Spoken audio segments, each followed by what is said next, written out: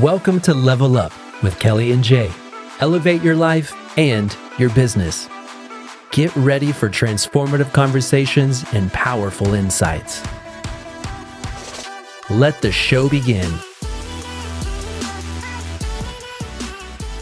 Welcome to another episode of the Level Up podcast with Kelly and Jay. Where we're here to elevate your life and your business. Jay, let's dive into something that's very much on my head and heart today because, in the mortgage industry, stuff happens. Can you imagine that? No. How does that happen? So let's walk through apology. So an apology basically says something happened, right? Like Yes. there's a negative. Yeah. And I think one of the issues that happens in the mortgage industry is mistakes are going to happen, right? Like it's just a reality because we want the human element, but with the human element, there's going to be some mistakes that come up. Absolutely. So one of the things I think is really important is as a loan officer or as a leader, whoever's in charge, and from a sales standpoint, that is the loan officer. Yeah. The first thing you got to do is you need to acknowledge the issue, maybe hear the client talk about the frustration, and then just directly apologize. Like, I'm sorry that happened. You could even go as far as, how our family kind of raised us, which was, you don't say you're sorry, you ask forgiveness. Hey, will you forgive me for dropping the ball? Will you forgive me for whatever that is? And if you can do that, you're opening yourself up to be vulnerable. You're also creating a response, right? When you just say you're sorry to somebody, all that ever happens is like, you just kind of vomited that. But like, if I make a mistake, like Gia's mad at me this morning because she wants to be out the door right on time, and everyone knows me knows that on time is a little bit flexible. It's a suggestion. Yeah, and for her, it's very rigid. And so, like, if I snap back at her in the car ride to school, instead of just saying, "Hey, sorry for doing that," I could say, "Gia, will you forgive me for being short with you? I was a little bit frustrated how you were pushing me, but that's wrong. Like, you have a on time school time that you want to be at school on time, and that's a desire of yours. So I need to honor that for you. Will you forgive me?" And then that creates a response, and there's an opportunity. So with a client, I can do that same type of situation: is ask forgiveness, create some response where they actually take a step saying, "Yes, I do forgive you," or "Yeah," and maybe they're like, "Oh, well," and some people may feel uncomfortable with that vulnerability, but it does open up an opportunity to be a human and to create a connection. So back to the formula. There's a mistake that's made. You tell the client, you hear their frustration around that, you apologize, and you don't blame anybody. If it was your underwriter's fault, you don't tell them it's the underwriter's fault. If it's the processor's fault, you don't tell them. Just say, we made a mistake, and you own it. The buck stops with you. Yep. Right? And having that mentality that you have an ownership mindset, like, I'm not, because anytime you blame somebody, anytime you point the finger, you got 3 coming back at you. Yeah. And 2, you just look weak. It looks like you're a victim, like you're some little cog. Like, be the owner of your business and have that ownership mindset. So I've never once blamed somebody in all the loans that I've closed over 20 some years. I've never ever once said it's so-and-so's fault. Yeah. Hey, that's my fault. I'm sorry that we let you down. I'm going to make it right. So that's the next part, is own the mistake. Tell them that you're going to make it right. Then sometimes that's, hey, I need a little bit. Like, I'm really sorry. I'm going to need to give you a little bit of time. I need a little bit of time to figure it out. Like, typically, I like to have my solution already baked in. So I tell them the story. I tell them the solution, how we're going to get that done. They may have some frustration about, well, that's not what they wanted. So I'm going to listen to one more time to that frustration. And then we're going to come back and say, here's the plan, and this is how I'm making it right. So maybe there's a concession. Maybe there's a solution like, hey, we're going to cover your cost on a refi down the road. Here's what we can do to get it done. And the reality of it is if you acknowledge a mistake and own it with professionalism and make it right, you actually have a heightened opportunity to create a customer service experience that is really high. And I think so many loan officers get caught up on wanting to be perfect. And the reality of it is that's not going to happen. So just mentally prepare, like, have the discipline to be able to say, there are going to be mistakes that happen. I'm going to do everything I can to make every file go super smooth and perfect. And we as a team, we need to address that. But the truth of the matter is when those mistakes come up, own it and fix it as a professional, and don't beat yourself up on it. Like, think about the narrative of, oh, that agent's never going to refer me again. Oh, this client's going to hate me again. Like those false narratives Yes. are really damaging, because the truth of it is it's actually scientifically proven that if we take an issue that comes up and address it well and fix it, we actually can create a longer standing client relationship. And like Jen and I, we, if you go to a nice hotel or you go to a good restaurant, the places that my wife, and she's a big time critic, so she wants things to be at like a 10 out of 10 wherever we go. I love that about her. Yeah. I mean, you guys are on the same page, right? So some of the places that she has the most loyalty to are places that made mistakes early in the relationship, but they corrected it well. Yeah. Because her trust is that, hey, they do a good job, but if there is something that comes up, they own it and they fix it and they make it right. Yeah. And so there's trust there. And so I think a lot of times people miss that when a file comes up and there's a bump in the road, choosing gratitude, this is an opportunity to be able to shift my paradigm and go, I can actually make a raving fan out of this. Yeah. Because I remember going through 2021 and 2020 and doing a bunch of refis, and I was refining clients that I'd closed loans for in 03 and 04. And I remember thinking so many times, because I had this truth of mine of like fixing your mistakes creates a long-term client. There were like dozens of clients, because I closed their loan like in 03 when I was a rookie, and just like trying to slam as many deals as I could. And like I didn't have a team, and like all my deficiencies sloppy. Yes. And so I had a lot of like those hard conversations, but I follow that same script as a 03 rookie. Like, hey, I made a mistake. Will you forgive me? I'm going to make it right. Here's the solution.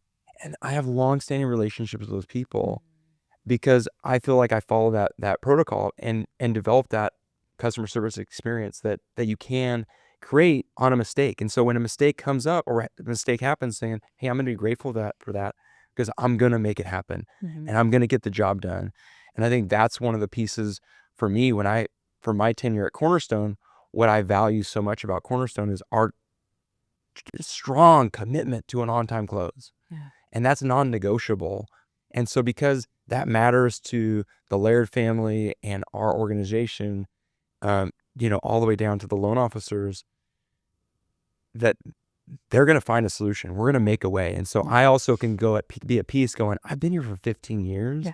I don't need the stress. Like, yeah, it's a bummer. And I'm going to have to like put more mental effort into it. And I'm going to have to do some more massaging and selling. But I know I'm going to get the loan done. Yeah. Because we are a make it happen company. Yeah. And we are a make sense lending. So we're going to get it done. I love that. All right. Have you ever had the client that just won't let it go? Like you've done all that, but they just keep coming at you. I'm guessing you have. More than once. Yeah.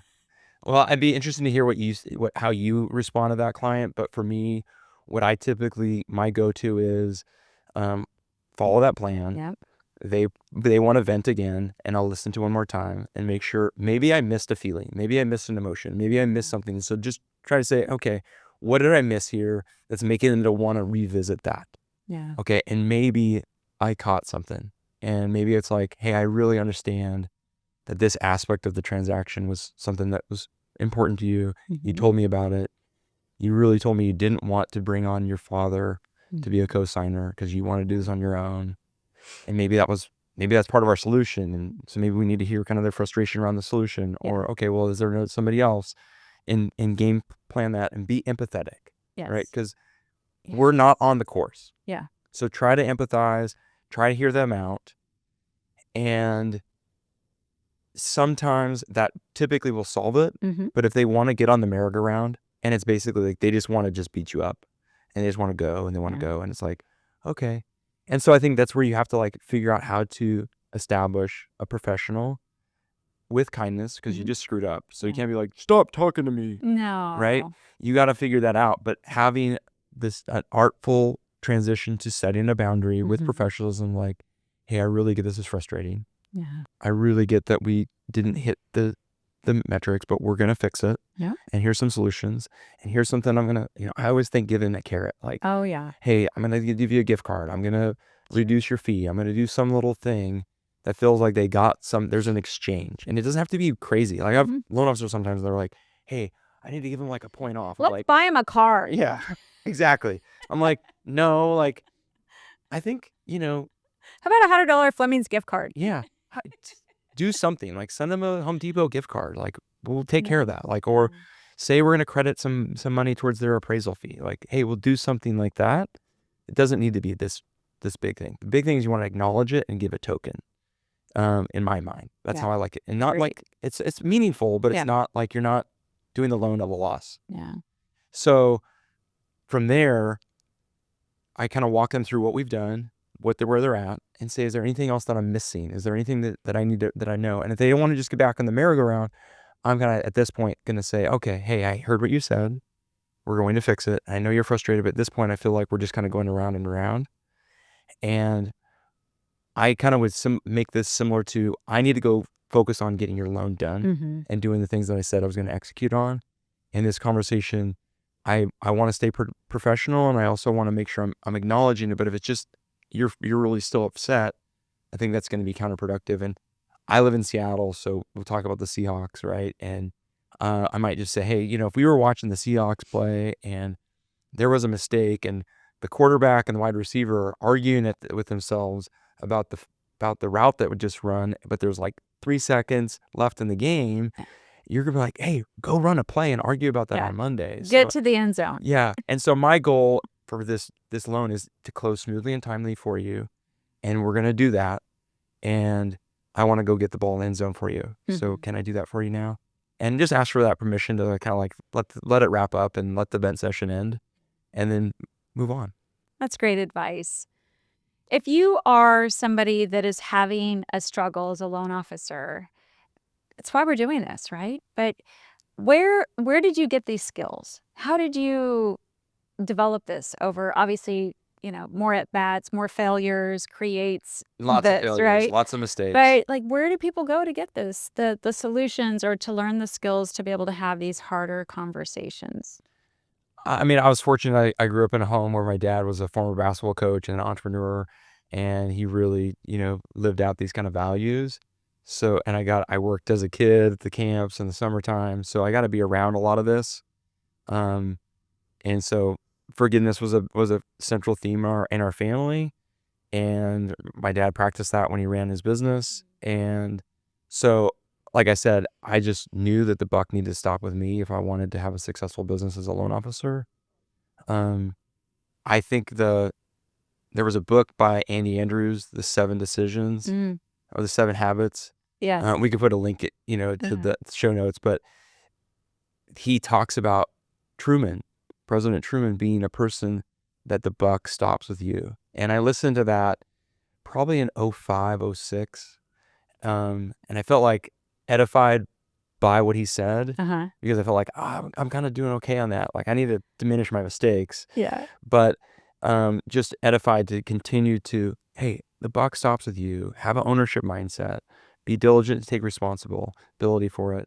And so I think it just starts from the decision of have an ownership mindset. Be willing to, understand and embrace the power of forgiveness, and looking at, greats like Dr. Martin Luther King that taught that and lived that out. And others throughout history that we can see demonstrate, practicing humility, understanding that humility is actually attractive and blaming other people isn't. And so just owning that.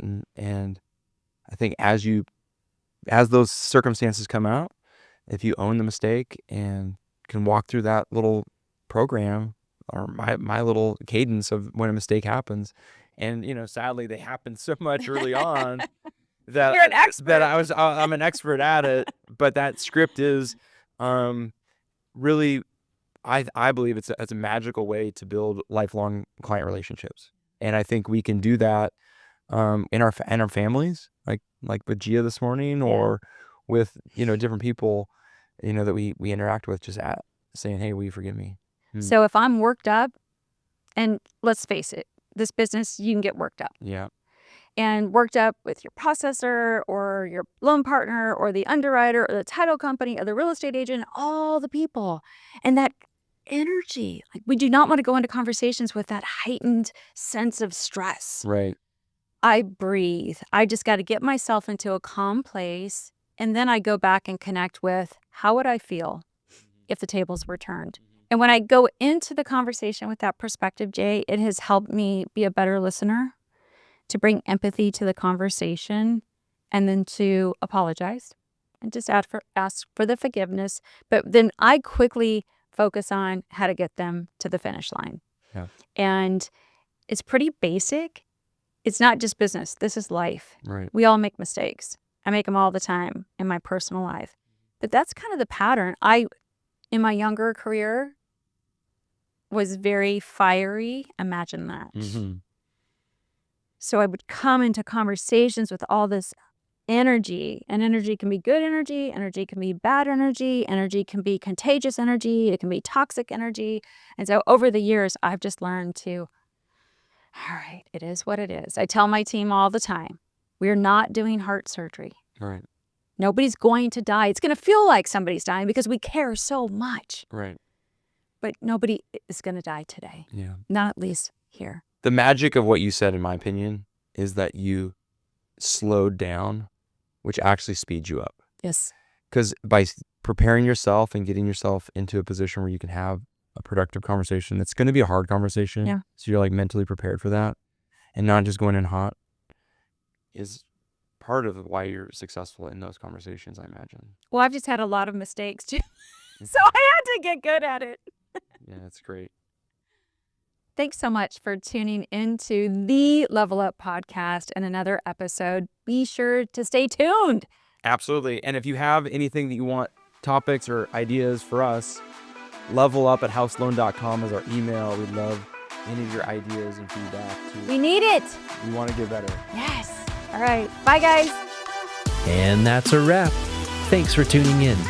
Subscribe, leave a review, and share how you're leveling up.